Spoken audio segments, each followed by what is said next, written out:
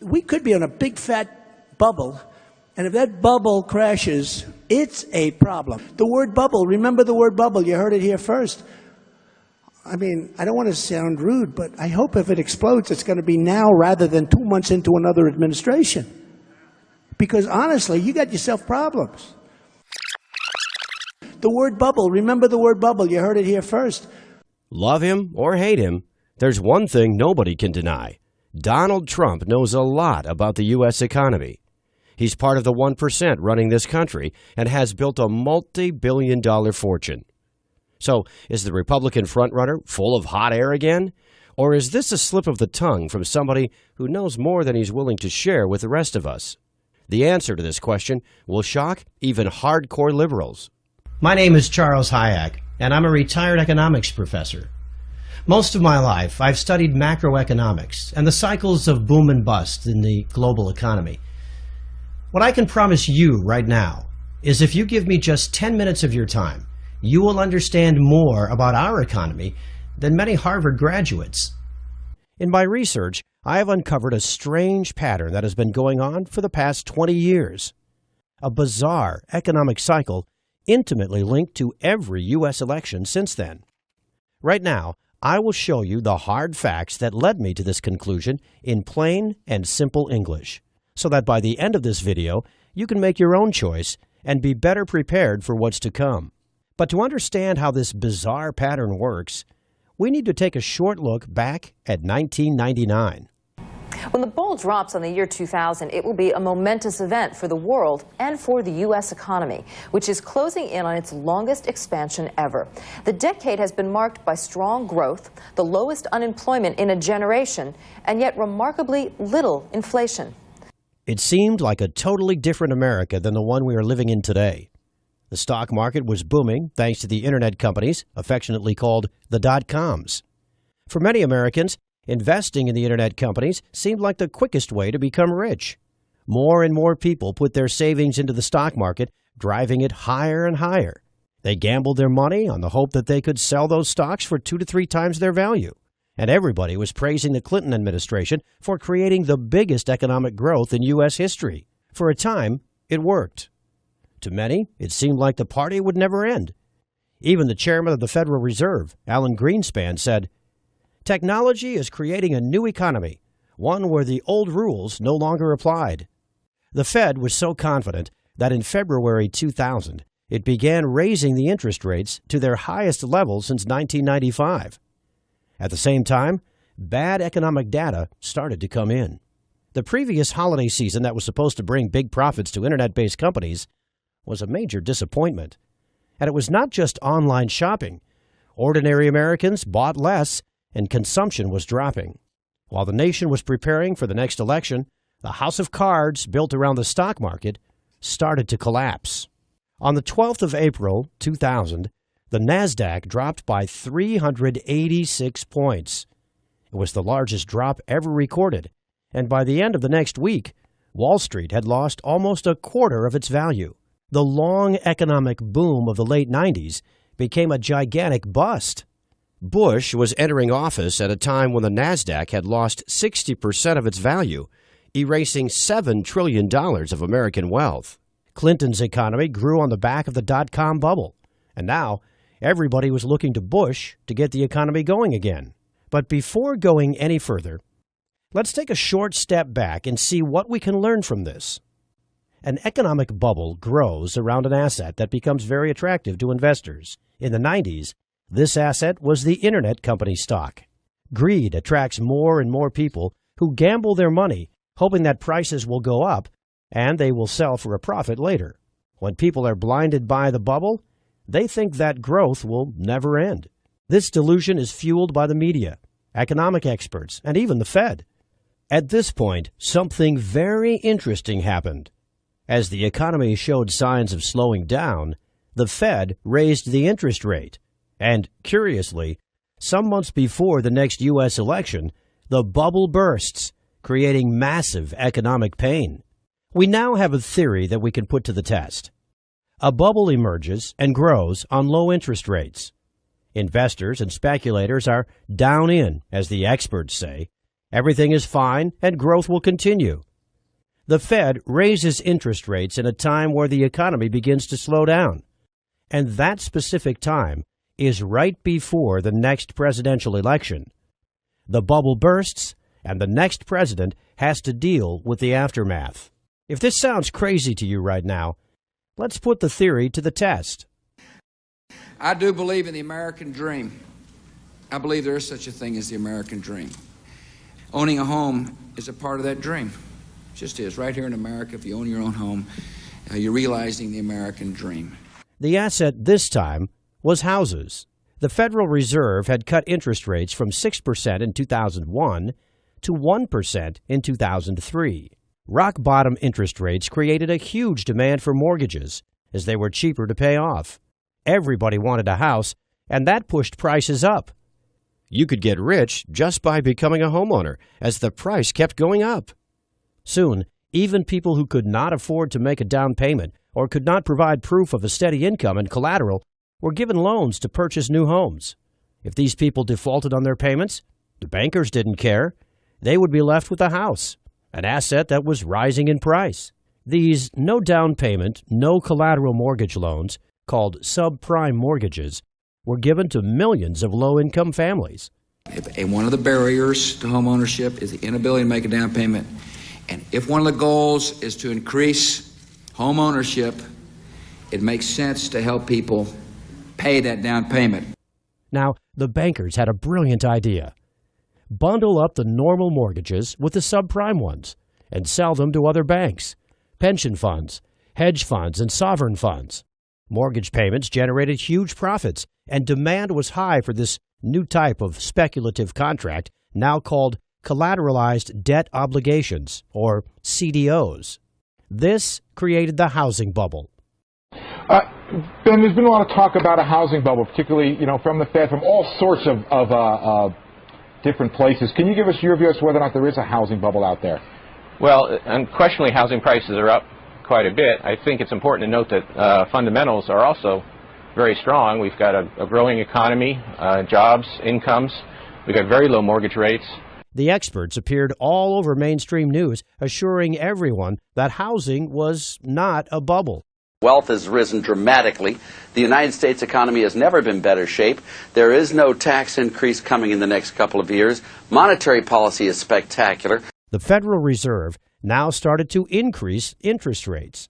By 2007, the interest rates had reached 5.25%, and many families with subprime mortgages could not afford to make the monthly payments, and their homes were foreclosed. As more and more houses went up for sale, the prices started dropping. Consumption plummeted. A new crisis had begun, and it would reach its peak in fall 2008, right before the elections. House prices tanked. Banks and other investment funds found that their bulletproof, high-profit CDOs became worthless. No one wanted to buy CDOs or houses anymore. It was a financial bloodbath. The banking giant, Lehman Brothers, had bet on mortgages and was left holding assets nobody wanted anymore. On the 15th of September, it filed for bankruptcy. During November 2008, Americans lost more than a quarter of their collective net worth. U.S. stocks were down by 45% from its 2007 high. Housing prices had dropped 20% from their 2006 peak. Total U.S. household wealth went down by $14 trillion. Through the banking giant Citicorp, Bank of America, J.P. Morgan, and Goldman Sachs, the big traders of CDOs, the crisis had spread to the world. And now, stocks and property values plummeted everywhere. The economy of the world entered a deep recession. All this happened as our nation was preparing to choose its 44th president. The housing bubble burst 2 months before the election. So how does our theory stand? We had a new housing and subprime mortgage bubble created by low interest rates. Many Americans thought housing was a secure investment. The banks gambled huge sums of money on CDOs. The experts, again, said everything was fine. The economy started to weaken in late 2007 as the Fed was increasing the interest rates. The bubble violently burst just as Americans were preparing to vote for the 44th president of the United States. Everything that happened in 2000 happened again in 2008. The bubble burst in the year of the elections. Only this time, it was bigger, and the damage was global and massive. The theory is proven correct again. There's an election coming this November. Will there be another economic crisis? Let's go through our checklist again. In December 2015, the Fed started to increase interest rates. For the past 5 years, the rate has been close to 0%. The economy is already showing signs of slowing down. Right now, the Bloomberg Commodity Index hit a 16-year low. The last time this happened was August 2008. Commodities represent all the goods being traded around the world. Everything from oil to coffee, sugar, steel, and copper. When their price slumps, it signals a slowdown in the world economy. Oil is reaching its 2008 low point.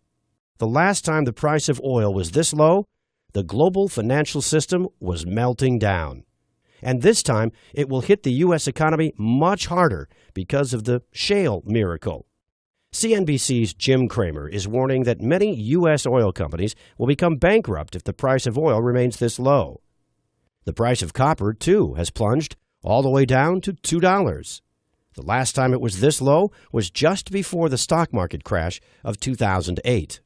Consumption is slowing down. U.S. imports of goods declined by 6.6% on a year-over-year basis. U.S. exports of goods declined by 10.4% on a year-over-year basis. 2015 was the worst year for holiday spending since 2008. U.S. manufacturing is contracting at the fastest pace that we have seen since the last recession. If just one or two of these indicators were flashing red, that would be bad enough. The fact that all of them seem to be saying the exact same thing tells us that big trouble is ahead. So, what are the experts saying? What do you see right now? Actually, the economy is fundamentally strong. Housing is booming. Technology is booming. Commercial real estate's booming. In all fairness to Obama, during his administration in the last few years, jobs have been created and the jobless rate is way down. If you just kept it simple, you'd say that the United States is growing almost at kind of at trend growth, whether it's 2.5% or just under 3% growth or maybe even a little above it. Well, no, but around trend growth. Following our checklist, we have an election year, the Fed raising interest rates, an economy slowing down, experts saying everything is fine. The only thing that's missing is the bubble that Trump warned will burst before the November elections. Does he know something we don't? The word bubble, remember the word bubble. You heard it here first. I mean, I don't want to sound rude, but I hope if it explodes, it's going to be now rather than 2 months into another administration. Well, to understand exactly what a bubble is, we need to look back at the dot-com and the mortgage CDO bubbles. In both cases, people thought that they had something that would never stop growing, something too big to fail. In both cases, stocks and housing attracted huge sums of money, driving their prices way beyond the actual value. This is just like gambling. Buyers get the asset, hoping they will sell it in the future for a profit. When the bubble bursts, those who are left with the asset suffer huge losses. Right now, I must ask you to give me your full attention. The following 5 minutes will be shocking and a little bit tricky to understand. And I hope you're sitting down for this. My prediction for 2016 is that we will see a banking collapse that will make the 2008 crisis look like a Sunday afternoon picnic. This coming crash will wipe out the entire U.S. financial sector and take with it savings, deposits, retirement funds, pensions. It'll be nothing short of a financial bloodbath. How can this be possible? Well, remember how bubbles are created when something seems to grow indefinitely? The delusion is that something is too big to fail. But the bigger the bubble becomes, the faster it fails. Right now, people think big banks can't fail because of their size and importance in the world economy. It is as blatant as their name suggests. How did we get here? On September 18, 2008, Hank Paulson, the U.S. Secretary of the Treasury, told members of Congress that $5.5 trillion in wealth would disappear by 2 p.m. that day unless the government took immediate action. What took place next was undoubtedly the biggest blackmail in history. The threat, keep the big banks alive, or else the economy implodes and depositors lose their money. In December 2008, The first of many financial stability measures was put into place. The Fed's mission from now on was to keep the big banks alive no matter what. Economists calculated that the total cost of the various measures put into place to accommodate big banks was in excess of $20 trillion up to this year. The too big to fail banks now had a taxpayer-sponsored safety net. The message was clear. Do whatever risky business you want. We've got your back. And this is how Congress and the Federal Reserve created the ultimate bubble, the too big to fail bubble. The idea that the too big to fails were going to get cut down to size after the financial crisis has turned into a giant myth. In fact, they've become even bigger. J.P. Morgan Chase, number one among banks in total assets, has seen its base swell to more than $2.5 trillion. The company's deposit base alone has grown by 29% since the end of 2008. The so-called Big Four institutions, J.P. Morgan, Bank of America, Citigroup, and Wells Fargo, continue to distance themselves from the pack, with some $8.2 trillion in total assets. That's 154% more than the rest of the top 50 banks combined. Unfortunately, the old saying, the bigger they are, the harder they fall, will prove correct. And when they collapse, the result will be nothing short of catastrophic for the world economy. But for a bubble to inflate, you also need an asset on which speculation, or rather gambling, has become so rampant and so over the top that a disaster is just waiting to happen. Let me introduce you to the world's biggest and most dangerous casino. It's called the derivatives market. And right now, the total net worth of all outstanding derivatives contracts is a staggering $552.9 trillion, according to the Bank for International Settlements. $552.9 trillion. Let that number sink in for a moment. Total U.S. debt right now stands close to $19 trillion, and most Americans find that shocking. But very few have any idea of how big this financial market is. The entire economy of the world, in real goods and services, is evaluated at around $78 trillion annually. The derivative market is 7 times the value of every good and every service provided around the world in an entire year. At first, I thought this number was too big to be real. But the Office of the Comptroller of the Currency, independent bureau of the U.S. Department of the Treasury, confirms it. Make no mistake, you are looking at the biggest bubble in the history of mankind, something 7 times greater than the entire economy of the world. So what exactly is a derivative?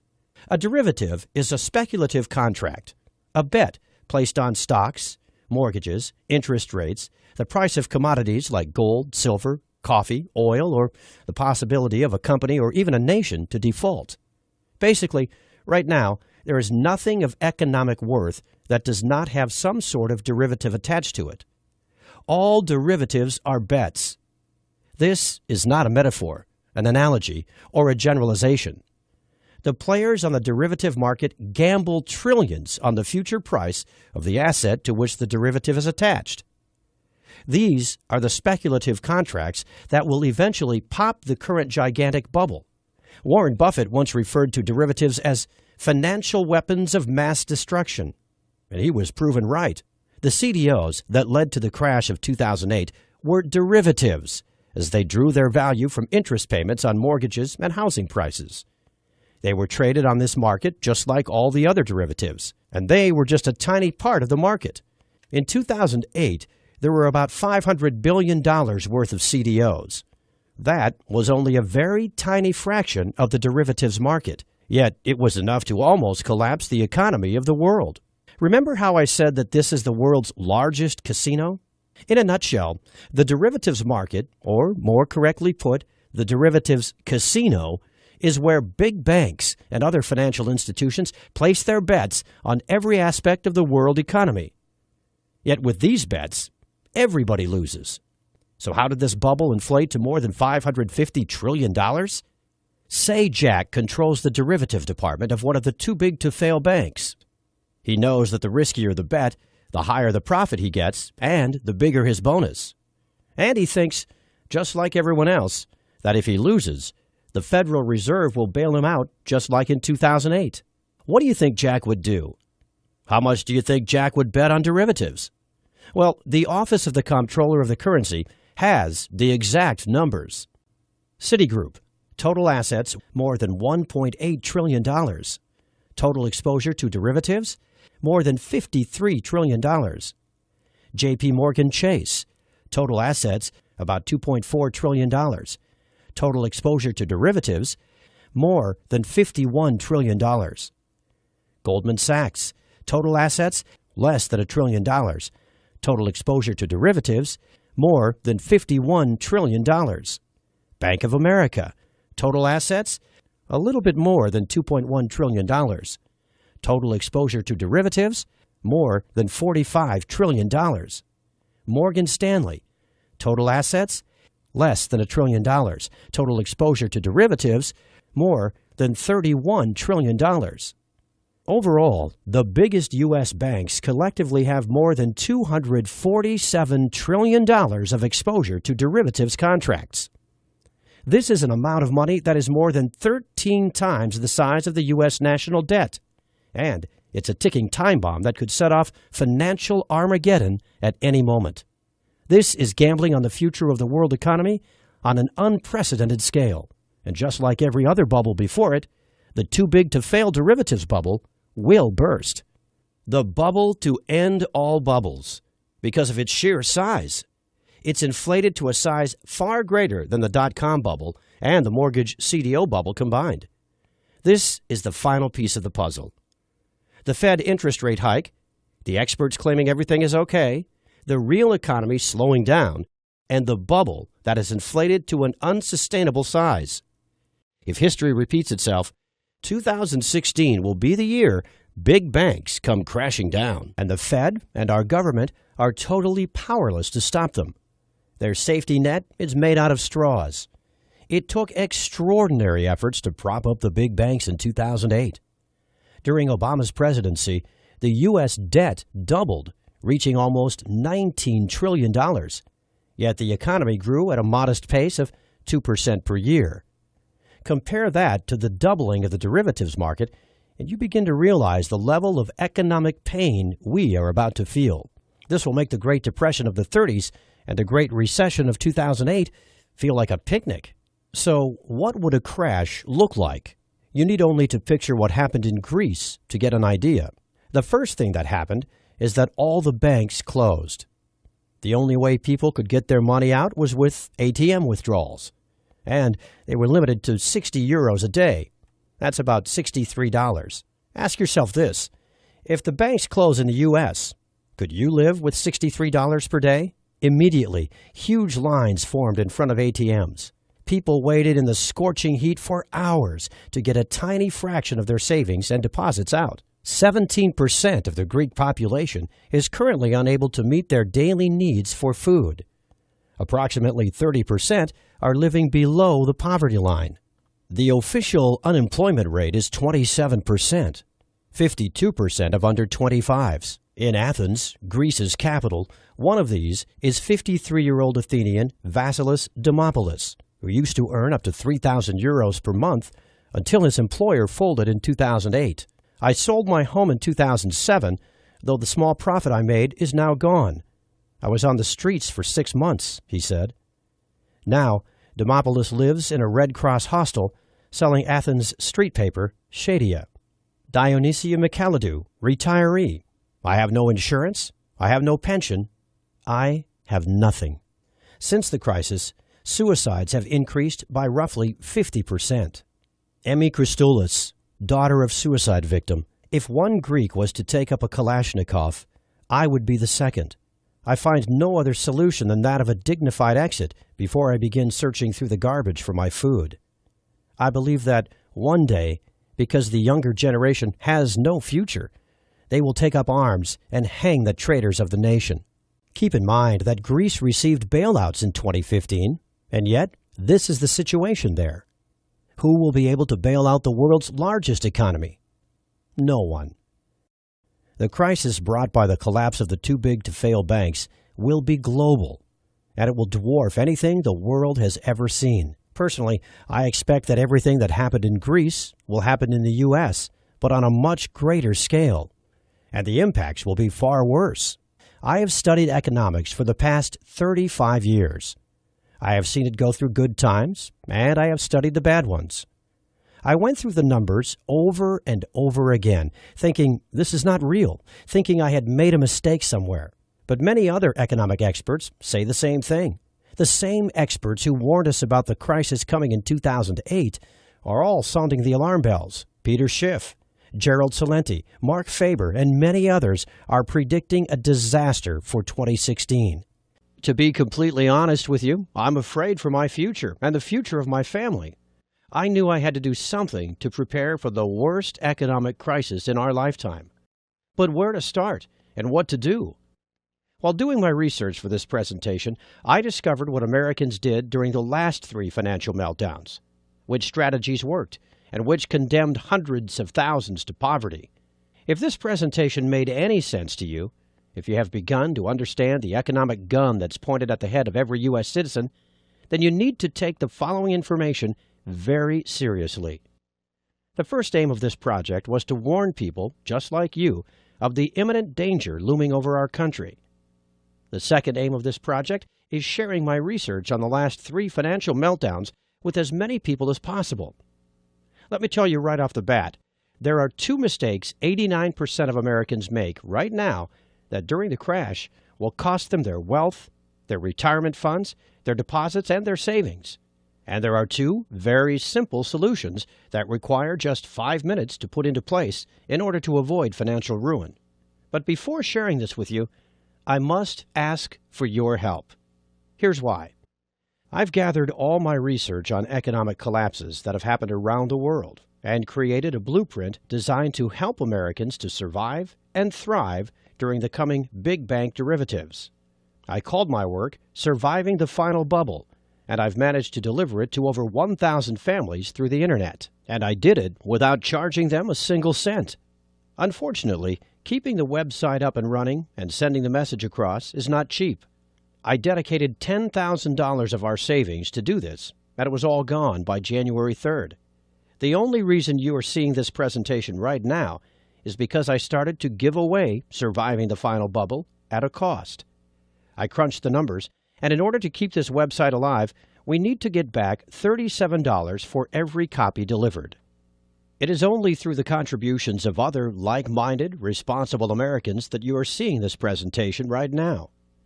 Over 3,000 people have read the book, discovered the vital information on wealth protection and crisis survival, and contributed to our project. Here's a short summary of what you will discover inside. Why the government is not your friend when safeguarding your wealth during an economic meltdown.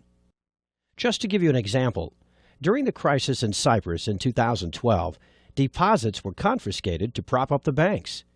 But they can't take what they don't know you have. There are 3 assets you do not have to report to the U.S. government, and I will show you how to use them to protect your wealth and financial stability. There are 2 types of stocks that positively skyrocket when the rest of the market comes crashing down. The harder Wall Street bleeds, the more valuable this investment becomes, as everybody scrambles to get a slice of these types of companies. I will tell you the best moment to buy and when you can cash in safely. There's one item that during an economic crash becomes a real godsend. That's because it's easier to barter with, to store, and its price usually skyrockets. I will show you exactly why owning it means seizing an opportunity that may end all your financial worries, and where to get it to avoid scammers. This is just a small sample of what you can discover inside. So I mentioned 2 mistakes that will wipe out trillions during the coming collapse. First, 89% of Americans are not aware of something very serious. When you put your money in the bank, you have legally transferred your deposit to the bank. You have become the creditor, and the bank is the debtor. The bank owes you the money. When you demand payment, the bank is obligated to give you your money back. However, if the bank becomes insolvent prior to you taking your money out of the bank, they will not have to give you your money back. All of your money will simply vanish. Secondly, if you own stocks, sell them. Get out of the stock market. Stocks are the absolute worst place to keep your money if an economic crash happens. Your money will be wiped out in the blink of an eye.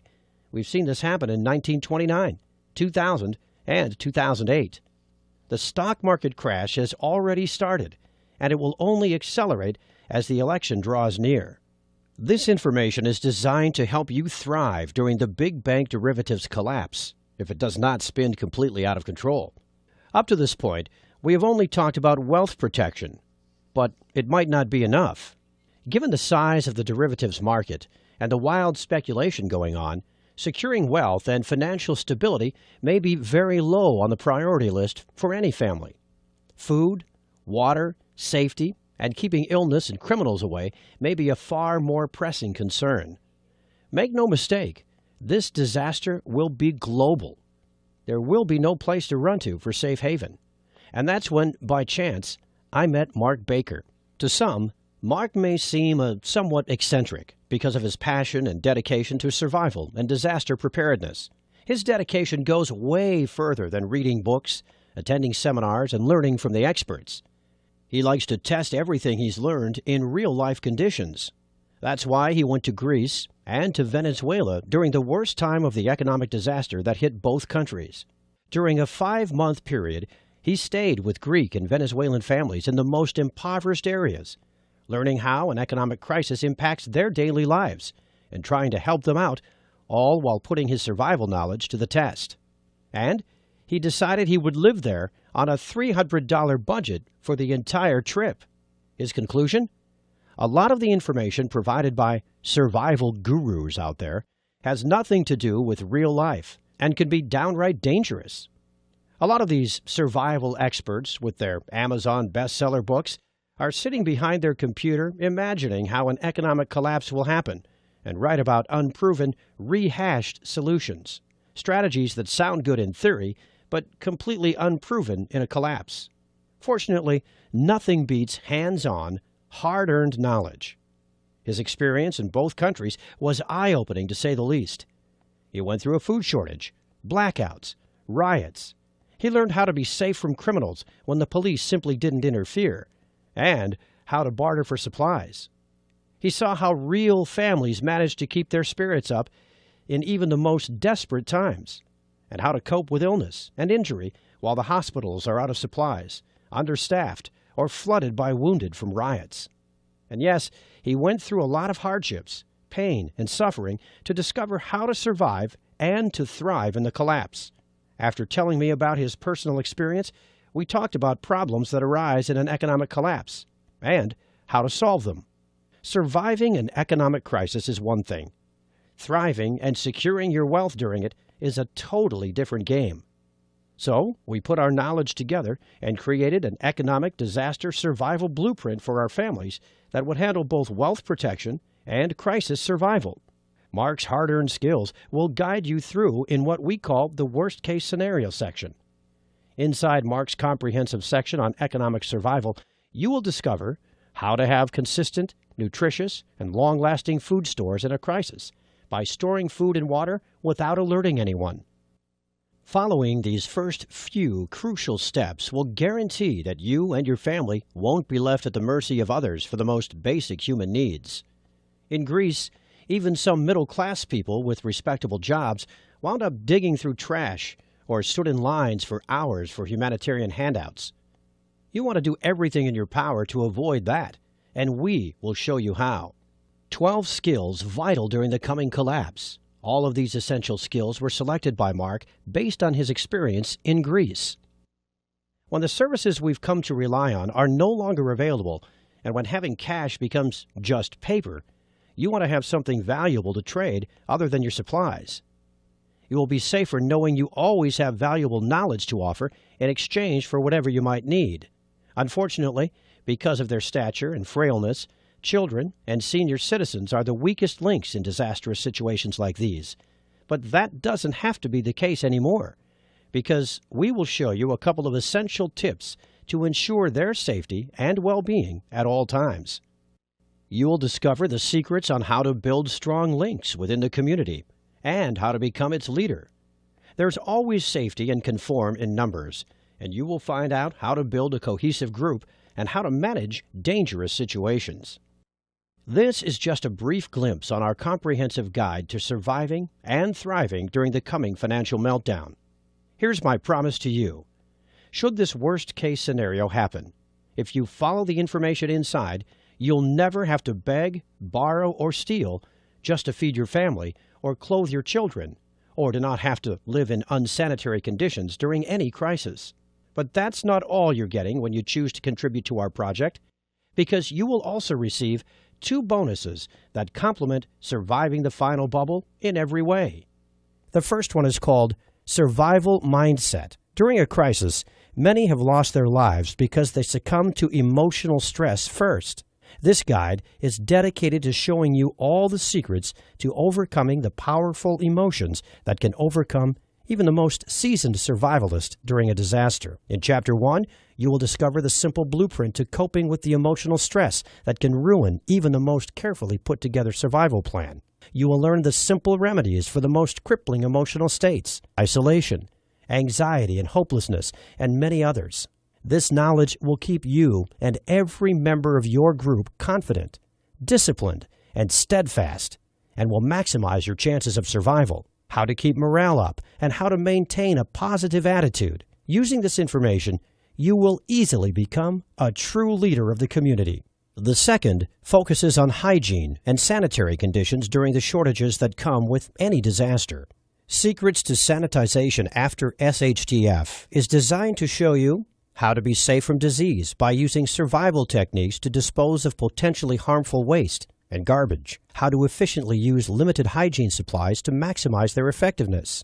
You will also discover how to prioritize hygiene needs during a disaster. Valuable resources must always be kept for high-priority sanitization needs and not squandered on petty ones. These bonuses are available absolutely free with your copy of Surviving the Final Bubble, and support this website today. But we want to go even further than that. Just say maybe to the Surviving the Final Bubble program click and the Get Instant Access button. Fill out your information on the Secured Payment Processor page and go through the program and the bonuses for a full 60-day trial. And if you have any reason for being unhappy with your investment, you will get a refund in as little as 48 hours, no questions asked. It's as simple as that, and you risk nothing. It will be hard to find a better proposition than this. Frankly, the way things are going, I would be surprised if the first major shocks to the economic system don't happen by the end of your trial period. When the unthinkable happens, roles in society are reversed. Being able to read fancy spreadsheets might be useful today, but in a crashing society, it will put you at the bottom of the food chain. Adaptability, strength, and the knowledge you are about to receive are the only things that will get you and your family through. It's time for you to make a choice. It may be the most important one you will ever make.